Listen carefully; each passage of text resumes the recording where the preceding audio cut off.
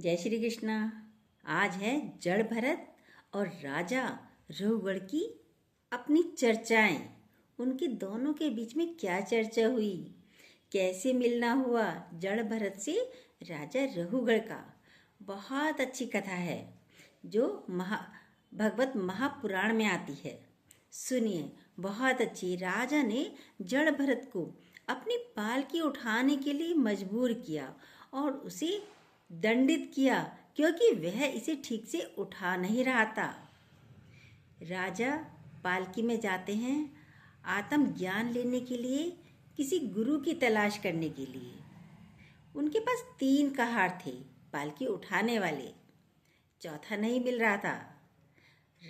जड़ भरत बीच रास्ते में बैठे हुए थे, लेकिन पालकी उठाने वाले कहार 3 तो एक से थे। चौथे कहार की तलाश थी जो उसी कट काठी का हो, न उनसे लंबा हो न उनसे छोटा हो। कहार एक बराबर के होने चाहिए ना, और दुर्बल भी ना हो, हष्ट पुष्ट भी हो, जैसे 3 कहार थे। तो चलिए आगे चलते हैं, स्टोरी बताते हैं। बहुत अच्छी है, सारा आत्मज्ञान की चर्चा है इसमें। पूरी जरूर सुनिएगा। थोड़ी बड़ी है लेकिन पूरी सुनेंगे तभी फ़ायदा होगा, और तभी पूरी स्टोरी का हमें पता भी चलता है। हमारी ये स्टोरियाँ नहीं है, सारी मोटिवेशनल बातें हैं। हम जो डेली डालते हैं, वीडियो डालते हैं, स्टोरियाँ बोलते हैं या मोटिवेशनल स्पीच कुछ भी बोले, सारी मोटिवेशनल होती हैं। आप ध्यानपूर्वक सुनिएगा ज़रूर। चलिए देर नहीं करते हैं, स्टार्ट करते हैं। राजा ने जड़ भरत को अपनी पालकी उठाने के लिए मजबूर किया। वह तो बैठा हुआ था अपने आत्म आनंद में, और उसे दंडित किया कि क्योंकि वह इसे ठीक से नहीं उठा रहा था। क्यों नहीं उठा रहा था? क्योंकि यदि वो उठा रहा था, थोड़ी देर में उसके पैर के नीचे चींटी आ जाए तो पैर ऊपर कर लेता था, तो राजा की पालकी ऊंची नीची हो जाती थी।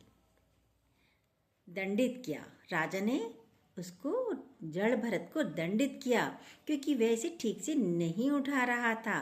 राजा रघुगढ़ की पालकी को उठाने वाले एक व्यक्ति की आवश्यकता थी, और इस आवश्यकता को पूरा करने के लिए मुख्य वाहकों ने पाया कि जड़ भरत इस काम के लिए सबसे उपयुक्त व्यक्ति है, इसलिए उन्हें पालकी उठाने के लिए मजबूर होना पड़ा। हालांकि जड़ भरत ने इस गर्वपूर्ण आदेश का विरोध नहीं किया। इस आदेश का उन्होंने विरोध नहीं किया। उससे कहा तुम पालकी उठा लोगे? तुरंत उठ गए, कह रहे हाँ उठा लूंगा। बल्कि विनम्रता पूर्वक काम स्वीकार कर लिया और पालकी को उठाया जड़ भरत ने।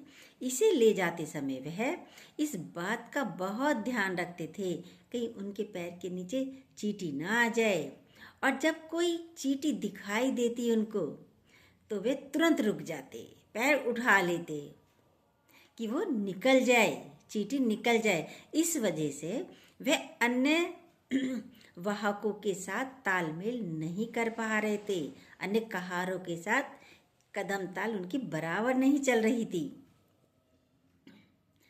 पालकी में बैठे राजा बहुत व्याकुल हो गए। ऊंची नीची पालकी भी हो जाएगी तो राजा बहुत परेशान हो गए, व्याकुल हो गए, और जड़ भरत को गंदी भाषा में डांटने लगे। लेकिन जड़ भरत देह से पूरी तरह मुक्त हो चुके थे। उन्हें लग ही नहीं रही थी ये मुझे डांट रहे हैं, गलत शब्दों से बोल रहे हैं, इसलिए उन्होंने कोई विरोध नहीं किया। वे पालकी उठाकर आगे बढ़े। तब उन्होंने पहले की तरह जारी रखा तो राजा ने उन्हें दंड देने की धमकी दी, और राजा की धमकी से जड़ भरत ने बोलना शुरू किया। जब राजा ने उन्हें डांटा तो उन्होंने राजा द्वारा इस्तेमाल की गई गंदी भाषा का विरोध किया, और जड़ भरत के निर्देश सुनकर राजा को अपना वास्तविक ज्ञान हो गया। जब उन्हें होश आया तो उन्हें समझ में आया उन्होंने एक महान विद्वान और संत व्यक्ति को नाराज कर दिया, उनको नाराज कर दिया। उस समय उन्होंने बहुत विनम्रतापूर्वक आदर के साथ जड़ भरत से प्रार्थना की और अब जड़ भरत द्वारा प्रयुक्त दार्शनिक शब्दों के गूढ़ अर्थ को समझना चाहते थे। राजा और बड़ी ईमानदारी से उन्होंने उनसे क्षमा मांगी। राजा ने उन्होंने स्वीकार किया, यदि कोई शुद्ध भक्त के चरण कमलों का अपमान करता है तो उसे निश्चित रूप से भगवान शिव के त्रिशूल द्वारा दंडित किया जाता है। सुखदेव गोस्वामी जी ने कहा, हे राजन, इसके बाद सिंधु तथा सोफीर नामक राज्यों के शासक राजा रहुगण कपिलाश्रम जा रहे थे। जब राजा के मुख्य पालकी वाहक इक्षुमती नदी के तट पर पहुंचे तो उन्हें एक अन्य पालकी वाहक की आवश्यकता पड़ी। इसलिए उन्होंने किसी की तलाश शुरू की और संयोगवश उनकी मुलाकात जड़ भरत से हुई। उन्होंने इस तथ्य पर जड़ भरत बहुत युवा, बलवान और सुदृढ़ अंग वाले थे, इस तथ्य पर रखा कि वे जड़ भरत अच्छे सुडौल थे। गायों तथा गधों के समान वह भार ढोने के लिए सर्वथा उपयुक्त थे। इस प्रकार विचार करते हुए यद्यपि महात्मा जड़ भरत ऐसे कार्यों के लिए अयोग्य थे, फिर भी उन्होंने बिना किसी हिचकिचाहट के उन्हें पालकी ढोने के लिए विवश कर दिया, कहारों ने। हालांकि जड़ भरत अपनी अहिंसा की भावना के कारण पालकी को बहुत अनियमित तरीके से उठा रहे थे। जैसे ही वे आगे बढ़े, उन्होंने हर 3 फीट पर अपने सामने देखा, कहीं वे चींटियों पर पैर तो नहीं रख पा रहे, कहीं वे चींटियों पर तो ना पैर रख दें। चींटियों को बचा बचा कर चल रहे थे। परिणाम स्वरूप वे अन्य ढोने वालों के साथ तालमेल नहीं बना पा रहे थे। इसके कारण पालकी हिलने लगी और राजा रहुगण ने तुरंत ढोने वालों से पूछा, तुम लोग इस पालकी को असामान्य तरीके से क्यों उठा रही हो? बेहतर होगा इसे ठीक से उठाओ। जब पालकी उठाने वालों ने महाराज रहुगण के धमकी भरे शब्द सुने तो वे उनके दंड से अत्यंत भयभीत हो गए और उनसे इस प्रकार कहने लगे, हे प्रभु, हे राजन, कृपया ध्यान दें कि हम अपने कर्तव्यों के पालन में बिल्कुल भी लापरवाही नहीं बरत रहे हैं। हम आपकी इच्छा के अनुसार इस पालकी को ईमानदारी से ढो रहे हैं, पकड़कर चल रहे हैं। लेकिन ये व्यक्ति, यानी कौन? जड़ भरत। लेकिन यह व्यक्ति जिसे हाल ही में हमारे साथ काम करने के लिए नियुक्त किया गया है, वह बहुत तेजी से नहीं चल सकता, इसलिए हम उसके साथ पालकी नहीं ढो पा रहे सही तरीके से। राजा रहुगण के दंड से भयभीत होकर पालकी ढोने वालों की बातें समझ रहे थे। राजा रहुगण पालकी ढोने वालों की बातें समझ रहे थे कि दंड से भयभीत हो रहे हैं। वे ये भी समझ रहे थे कि वे केवल एक व्यक्ति के दोष के कारण पालकी ठीक से नहीं ढोई जा रही है। यह अच्छी तरह जानते हुए तथा उनकी विनती सुनकर वे कुछ क्रोधित हुए। यद्यपि वे राजनीति शास्त्र में बहुत आगे थे, राजा तथा बहुत अनुभवी भी थे। उनका क्रोध राजा होने के कारण, उनके जन्मजात स्वभाव के कारण उत्पन्न हुआ था। वे राजा को तो एकदम क्रोध आ ही जाता है। यदि काम सही ना हो रहा हो तो राजा क्रोधित हो जाता है जल्दी। वास्तव में राजा रहुगण का मन रजोगुण से आवृत था, अतः उन्होंने जड़ भरत से इस प्रकार कहा, जिनका भ्रम तेज स्पष्ट रूप से दिखाई नहीं दे रहा था। जिनका भ्रम अंदर वाला भगवान तेज रूप से दिखाई नहीं दे रहा था, क्योंकि वे राख से ढकी हुई अग्नि के समान आवर्त थे। जैसे अग्नि पर राख डाल दो तो अग्नि दिखाई नहीं देती, ऐसे ही जड़ भरत थे। उनके ऊपर भी ऊपर के कपड़ा देखता है ना, कोई भी सामने वाला व्यक्ति अंदर वाले भगवान को नहीं देखता। अंदर वाला कितना विद्वान है उसे नहीं देख पाता। राजा रहुगण ने जड़ भरत से कहा, मेरे प्यारे भाई, ये कितना कष्टकर है। तुम निश्चय ही बहुत थके हुए लग रहे हो, क्योंकि तुमने बहुत समय तक बिना किसी सहायता के अकेले ही इस पालकी को ढोया है। इसके अलावा अपनी वृद्धावस्था के कारण तुम बहुत परेशान हो। मेरे प्यारे मित्र, मैं देख रहा हूँ कि तुम बहुत दृढ़ नहीं हो, न ही बहुत बलवान और मजबूत हो। ये राजा बोल रहे हैं। क्या तुम्हारे साथी ढोने वाले तुम्हारा सहयोग नहीं कर रहे? पालकी अभी भी सहयोग नहीं कर रहे हैं। तत्पश्चात राजा ने देखा कि उसकी पालकी अभी भी वाहकों द्वारा हिलाई जा रही है, क्योंकि एक की कदम ताल सही बराबर नहीं है। किसकी? जड़ भरत की हिलाई जा रही है। तो वह अत्यंत क्रोधित हो गए और बोला, अरे दुष्ट, तू क्या कर रहा है? क्या तेरे शरीर में प्राण होते हुए भी तू मरा हुआ है? क्या तू नहीं जानता मैं तेरा स्वामी हूँ, राजा हूँ? तू मेरी अवहेलना कर रहा है। क्योंकि मिनट मिनट में जड़ भरत चींटियों को बचाते तो पालकी हिल जाती, टेढ़ी हो जाती थी, तथा मेरे आदेश का पालन नहीं कर रहा है। इस अवज्ञा के लिए मैं तुझे दंड दूंगा। राजा बोले, जैसे मृत्यु के अधिपति यमराज पापियों को दंड देते हैं, मैं इतना कठोर दंड दूंगा तुझे। मैं तुझे उचित उपचार दूंगा। राजा बोला गुस्से में, ताकि तू अपने होश में आ जाए और उचित कार्य करे, ठीक से कार्य करे। राजा रघुगण अपने को राजा मानते हुए देहिक गर्भ में था, यानी देह में से बोल रहा था, देह से बोल रहा था, अभिमान से बोल रहा था। उसे आत्मा का ज्ञान तो है ही नहीं राजा को अभी, और प्रकृति के रजोगुण और तमोगुण के वशीभूत था।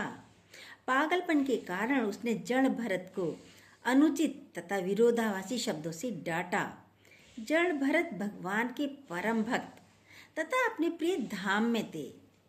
जड़ भरत तो भगवान के प्रिय भक्त थे और अपने धाम में थे, यानी भगवान के साथ अपनी अंतर आत्मा में निवास कर रहे थे। यद्यपि वह स्वयं को बहुत विद्वान समझता था, किंतु उसे भक्ति में लीन परम भक्त की स्थिति का ज्ञान नहीं था। राजा को सोचता था, हर राजा सोचता है मैं विद्वान हूँ, लेकिन भक्त का तो नहीं पता ना राजा को कितना विद्वान है भक्त। जड़ भरत भगवान का धाम में थे। वह सदैव अपने हृदय में भगवान के रूप को धारण करते थे। वह समस्त जीवों को प्रिय मित्र मानते थे। समस्त जीवों को, इंसान हो, जीव हो, जंतु हो, जानवर हो, कोई भी, सबको अपना मित्र समझते थे, अपने बराबर समझते थे। और उसमें देहिक गर्व नहीं था जड़ भरत में। अतः उसने मुस्कुराकर निम्नलिखित शब्द कहे। क्या कहे जड़ भरत ने? सुनिए। महान ब्राह्मण जड़ भरत ने कहा, हे राजन और वीर, आपने जो कुछ भी व्यंग पूर्वक कहा है वह निश्चित रूप से सत्य है। वास्तव में ये केवल फटकार के शब्द नहीं है, क्योंकि शरीर ही ढोने वाला है। आपने मुझे जो कुछ भी कहा है, ये शरीर तो ढोने वाला है। शरीर द्वारा उठाए जाने वाला भार मेरा नहीं है, क्योंकि मैं आत्मा हूँ। आपके कथनों में कोई विरोधाभास नहीं है, क्योंकि मैं शरीर से भिन्न हूँ, अलग हूँ। मैं पालकी को ढोने वाला नहीं हूँ, शरीर ही ढोने वाला है। निसंदेह, जैसे कि आपने संकेत किया है, मैंने पालकी उठाने में कोई परिश्रम नहीं किया, क्योंकि मैं शरीर से अलग हूँ। आपने कहा है कि मैं गठीला और शक्तिशाली नहीं हूँ, और ये शब्द उस व्यक्ति के लिए उचित हैं जो शरीर और आत्मा के बीच का अंतर नहीं जानता। शरीर मोटा या पतला हो सकता है, लेकिन कोई भी विद्वान व्यक्ति आत्मा के बारे में ऐसी बातें नहीं कहेगा। जहाँ तक आत्मा का प्रश्न है, मैं तो न मोटा हूँ न पतला हूँ, जहाँ तक आत्मा का प्रश्न है, मैं मोटा नहीं हूँ, ना मैं मोटा हूँ, ना मैं पतला हूँ, ना मैं दुबला हूँ। इसलिए जब आप कहते हैं कि मैं बहुत मोटा नहीं हूँ, तो आप सही हैं। इसके अलावा यदि इस यात्रा का उद्देश्य और उस तक ले जाने वाला मार्ग मेरा होता, तो मेरे लिए बहुत सी परेशानियां होती। लेकिन चूंकि वे मुझसे नहीं बल्कि मेरे शरीर से संबंधित है, इसलिए कोई परेशानी नहीं है। लेकिन भी मेरा शरीर ही जा रहा, मैं तो जा ही नहीं रहा। आत्मा अलग, शरीर अलग, ढोने वाला ये शरीर है। मोटापा, दुबलापन, शारीरिक और मानसिक कष्ट, प्यास, भूख, भय, असहमति, भौतिक सुख की इच्छाएं, बुढ़ापा, नींद, भौतिक संपत्ति के प्रति आसक्ति, क्रोध, शोक, मोह और शरीर को आत्मा के साथ पहचानना, ये सभी आत्मा के भौतिक आवरण के परिवर्तन हैं। भौतिक शारीरिक धारणा में लीन व्यक्ति इन परिवर्तन में इन चीजों से प्रभावित होता है। लेकिन मैं सभी शारीरिक धारणाओं से मुक्त हूँ। ये सब चीज़ें मेरे में है ही नहीं। इसलिए मैं न तो मोटा हूँ और न दुर्बल हूँ, और न ही आपने जो कुछ भी बताया वह सब कुछ मैं नहीं हूँ। मेरे प्रिय राजन, आपने मुझे जीवित होते हुए भी मृत मान लिया है। बोला था ना, राजा ने मरा हुआ है क्या? इस संबंध में मैं केवल इतना ही कह सकता हूँ, ये बात सर्वत्र सत्य है। बहुत गूढ़ ज्ञान है जड़ भरत ने जो राजा रघुगण को दिया। समझने की बात है एक एक शब्दों की। यह बात सर्वत्र सत्य है, क्योंकि प्रत्येक भौतिक वस्तु का आरंभ और अंत होता है। जहाँ तक आपका यह सोचना है कि आप राजा और स्वामी हैं और इस प्रकार मुझे आदेश देने का प्रयास कर रहे हैं, यह भी गलत है, क्योंकि ये पद अस्थायी है। आज आप राजा हैं और मैं आपका स्वामी, लेकिन कल पद बदल सकता है। आप मेरे सेवक हो सकते हैं और मैं आपका स्वामी हो सकता हूँ। ये विधाता द्वारा निर्मित अस्थायी परिस्थितियाँ हैं, अस्थायी हैं। हमेशा के लिए आप राजा नहीं हैं। प्रिय राजन, यदि आप अब भी यही सोचते हैं कि आप राजा हैं और मैं आपका सेवक हूं, तो आप मुझे आदेश दें और मुझे आपके आदेश का पालन करना चाहिए। तब मैं कह सकता हूं कि यह भेद अस्थायी है और यह केवल प्रथा या परंपरा से ही फैसला है। ये प्रथा और परंपरा से ही फैलता है। मुझे इसके अलावा कोई कारण नहीं दिखता। ऐसी स्थिति में स्वामी कौन है और सेवक कौन है?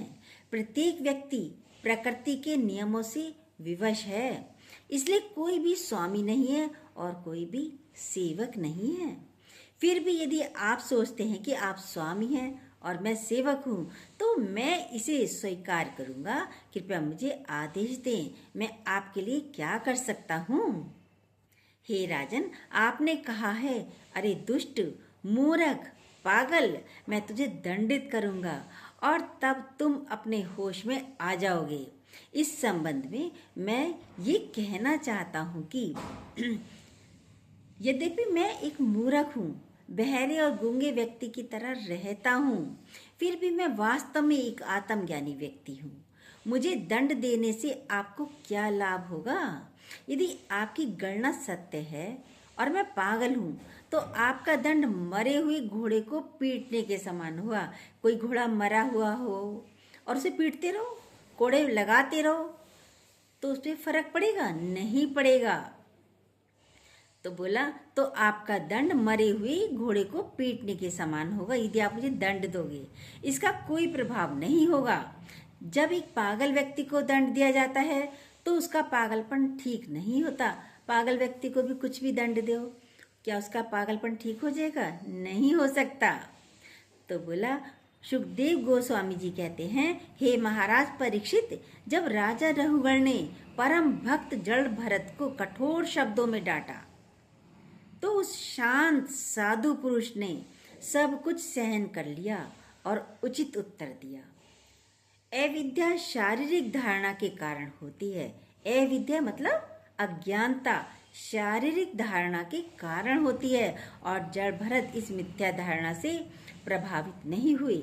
अपने स्वाभाविक विनम्रता के कारण उन्होंने कभी अपने को महान भक्त नहीं माना और वे अपने पूर्व कर्मों का फल भोगने के लिए तैयार हो गए। एक सामान्य व्यक्ति की तरह उन्होंने सोचा कि पालकी उठाकर वे अपने पूर्व कर्मों के फल को नष्ट कर रहे हैं। ऐसा सोचकर वे पहले की तरह पालकी उठाने लगे। सुखदेव गोस्वामी जी कहते हैं, हे पांडु वंश में श्रेष्ठ महाराज परीक्षित, सिंधु तथा सोवीर राज्यों के राजा महाराजा रहुगण को परम सत्य की चर्चा में बड़ी श्रद्धा थी। राजा को चर्चा में श्रद्धा तो थी। इस प्रकार योग्य होकर उन्होंने जड़ भरत से योग विधि पर दार्शनिक प्रस्तुति सुनी, जो समस्त शास्त्रों द्वारा अनुमोदित है तथा जो हृदय की गांठ को खोल देती है। जो हृदय में गांठ लग जाती है, मुझे ज्ञान कैसे प्राप्त हो, मैं भगवान को कैसे प्राप्त करूं, ये गांठें बन जाती है ना, जो जिज्ञासु होता है। तो राजा जड़ भरत ने उनकी राजा की गांठें खोल दी, जो हृदय की गांठों को खोल देती है। इस प्रकार उनका राजा होने का भौतिक बोध नष्ट हो गया। वे तुरंत अपनी पालकी से उतरे और जड़ भरत के चरण कमलों पर सिर रख कर भूमि पर इस प्रकार गिर गए कि उन्हें महान ब्राह्मण के प्रति अपमानजनक शब्दों के लिए क्षमा मिल जाए। इसके बाद उन्होंने इस प्रकार प्रार्थना की। राजा रघुवर ने कहा, हे ब्राह्मण, ऐसा प्रतीत होता है कि तुम इस संसार में बहुत अधिक ढके हुए तथा अन्य लोगों के लिए अज्ञात होकर घूम रहे हो। तुम कौन हो? क्या तुम विद्वान ब्राह्मण तथा साधु पुरुष हो? अब उसे होश आया है राजा को। मैं देख रहा हूं कि तुमने जनेऊ धारण किया हुआ है। क्या तुम दत्तात्रेय तथा अन्य उच्च कोटि के विद्वानों जैसे महान मुक्त संतों में से एक हो? क्या मैं पूछ सकता हूँ तुम किसके शिष्य हो? अब जिज्ञासा हो रही है राजा को। उसको समझ आ गया यही गुरु बनाने के लायक है। तुम कहाँ रहते हो? तुम इस स्थान पर क्यों आए हो? क्या यहाँ आने का तुम्हारा उद्देश्य हमारा भला करना है? कृपया मुझे बताओ, तुम कौन हो? हे प्रभु, मैं न तो राजा इंद्र के वज्र से डरता हूँ, राजा बोला, न ही भगवान शिव के सर्पाकार भेदने वाले त्रिशूल से। मैं मृत्यु के अधिपति यमराज के दंड की चिंता नहीं करता, न ही मैं अग्नि, तपते सूर्य, चंद्रमा, वायु अथवा कुबेर के शस्त्रों से डरता हूँ। फिर भी मैं ब्राह्मण का अपमान करने से डरता हूँ, लेकिन मैं बस ब्राह्मण के अपमान करने से डरता हूँ। मैं इससे बहुत डरता हूँ। हे महाराज, ऐसा प्रतीत होता है कि आपके महान आध्यात्मिक ज्ञान का प्रभाव छिपा हुआ है। समझ आ रहा है राजा को। वस्तुतः आप सभी भौतिक संगति से रहित हैं तथा पूर्णतः परब्रह्म के विचार में लीन हैं। फलस्वरूप आप आध्यात्मिक ज्ञान में असीम रूप से उन्नत हैं। कृपया मुझे बताइए कि आप मूर्ख की तरह क्यों भटक रहे हैं? हे महान संत पुरुष, अपने योगिक विधि द्वारा अनुमोदित वचन कहे हैं, किंतु आपके द्वारा कहे गए वचनों को समझ पाना हमारे लिए संभव नहीं है। अतः कृपया इसका स्पष्टीकरण करें। साफ साफ तरीके से मुझे जरा समझाइए। मैं आपको योग शक्ति का सबसे श्रेष्ठ स्वामी मानता हूँ। आप आध्यात्मिक विद्वान को भली भांति जानते हो। आप आध्यात्मिक विज्ञान को भली भांति जानते हो। आप सभी विद्वान ऋषियों में सर्वश्रेष्ठ हो और आप समस्त मानव समाज के कल्याण के लिए अवतरित हुए हो। आप आध्यात्मिक ज्ञान देने आए हो और आप भगवान के अवतार तथा ज्ञान के पूर्ण अंश कपिल देव के प्रत्यक्ष प्रतिनिधि हैं। इसलिए मैं आपसे पूछ रहा हूँ गुरुवर, इस संसार में सबसे सुरक्षित आश्रय कौन सा है? ये राजा पूछ रहे हैं जड़ भरत से। क्या ये सत्य नहीं है कि आप स्वयं भगवान के अवतार कपिल देव के प्रत्यक्ष प्रतिनिधि हैं? लोगों की परीक्षा करने तथा यह देखने के लिए कि वास्तव में कौन मनुष्य है और कौन नहीं, आपने स्वयं को गूंगा बहरा व्यक्ति बना लिया। कि आप संसार की सतह पर इस प्रकार नहीं घूम रहे हैं? मैं पारिवारिक जीवन तथा सांसारिक गतिविधियों में बहुत आसक्त हूँ तथा आध्यात्मिक ज्ञान के प्रति अंधा हूँ। मुझे आध्यात्मिक ज्ञान नहीं है, फिर भी मैं अब आपके समक्ष उपस्थित हूँ तथा आपसे ज्ञान की याचना कर रहा हूँ। मैं आध्यात्मिक जीवन में किस प्रकार प्रगति कर सकता हूँ? आपने कहा है मैं श्रम से थका नहीं हूँ। यद्यपि आत्मा शरीर से भिन्न है, किंतु शारीरिक श्रम के कारण थकान तो होती है और यह आत्मा की थकान प्रतीत होती है। जब आप पालकी ढो रहे होते हैं तो आत्मा को अवश्य ही श्रम करना पड़ता है, यह मेरा अनुमान है। आपने ये भी कहा है कि स्वामी और सेवक के बीच प्रदर्शित बाह्य व्यवहार वास्तविक नहीं है, किंतु यद्यपि भौतिक जगत में यह वास्तविक नहीं है, फिर भी भौतिक जगत के उत्पाद वास्तव में वस्तु को प्रभावित कर सकते हैं। ये दृश्यमान और अनुभव योग्य है। इस प्रकार यद्यपि भौतिक कार्यकलाप अनित्य हैं, किंतु उन्हें असत्य नहीं कहा जा सकता। राजा रघुवर ने आगे कहा, मेरे प्रिय महोदय, आपने कहा है कि शारीरिक मोटापा और दुबलापन आत्मा के लक्षण नहीं है। यह गलत है, क्योंकि दुख और सुख जैसे नाम आत्मा द्वारा अवश्य अनुभव किए जाते हैं। आप दूध और चावल के बर्तन को आग में डाल सकते हैं और दूध और चावल एक के बाद एक स्वतः ही गर्म हो जाते हैं। इस प्रकार शारीरिक दुख और सुख के कारण इंद्रियां, मन और आत्मा प्रभावित होते हैं। आत्मा इस बंधन से पूरी तरह से अलग नहीं हो सकती। हे महाराज, आपने कहा है कि राजा तथा प्रजा के बीच, अब जड़ भरत बता रहे हैं हे महाराज, आपने कहा है कि राजा और प्रजा के या स्वामी तथा सेवक के बीच का संबंध शाश्वत नहीं होता, किंतु यद्यपि ऐसे संबंध अस्थायी होते हैं। किंतु जब कोई व्यक्ति राजा का पद ग्रहण करता है तो उसका कर्तव्य प्रजा पर शासन करना तथा उल्लंघन करने वालों को दंडित करना होता है। कानून का उल्लंघन करने वाले को दंडित करना होता है। उन्हें दंडित करके वह प्रजा को राज्य के कानून का पालन करना सिखाता है। पुनः आपने कहा है कि गूंगे बहरे व्यक्ति को दंडित करना चबाने के समान है, अर्थात इससे कोई लाभ नहीं है। गूंगे बहरे को दंडित भी किया, वो कोई जवाब तो दे ही नहीं सकता, अर्थात इससे कोई लाभ नहीं है। किंतु यदि कोई परमेश्वर के आदेशानुसार अपने कर्तव्य में लगा रहता है तो उसके पाप कर्म अवश्य ही कम हो जाते हैं। अतः यदि कोई बलपूर्वक अपने कर्तव्य में लगा रहता है तो उसे लाभ होता है, क्योंकि इस प्रकार वह अपने सारे पाप कर्मों को परास्त कर सकता है। आपने जो कुछ कहा है वह मुझे विरोधाभासी प्रतीक होता है। हे दुखियों के श्रेष्ठ मित्र, मैंने आपका अपमान करके बहुत बड़ा अपराध किया है। मैं राजा का शरीर धारण करने के कारण झूठी प्रतिष्ठा से फूला हुआ था, राजा बोल रहे हैं। इसके कारण मैं निश्चित रूप से अपराधी बन गया हूँ, इसलिए मैं प्रार्थना करता हूँ आप मुझ पर अपनी हेतु की दया दृष्टि डालें, मतलब कैड़ी दृष्टि डालें मेरे ऊपर। यदि आप ऐसा करेंगे तो मैं हेतु की दया दृष्टि डालें तो मतलब बोला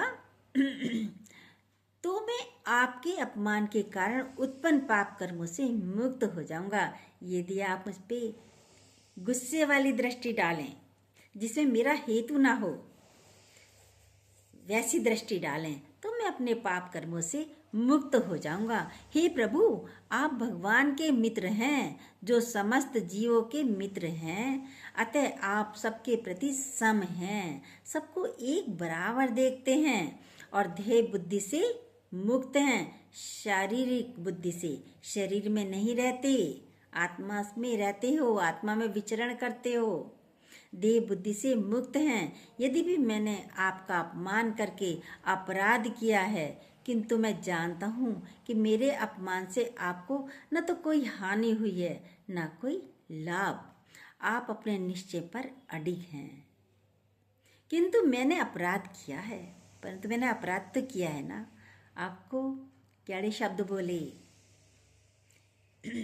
इस कारण भले ही मैं भगवान शिव के समान बलवान क्यों न हूँ, किंतु मैं वैष्णव के चरण कमलों के पास अपने अपराध के कारण शीघ्र ही पराजित हो जाऊंगा। और मैं आपको चरणों में नमस्कार करता हूँ।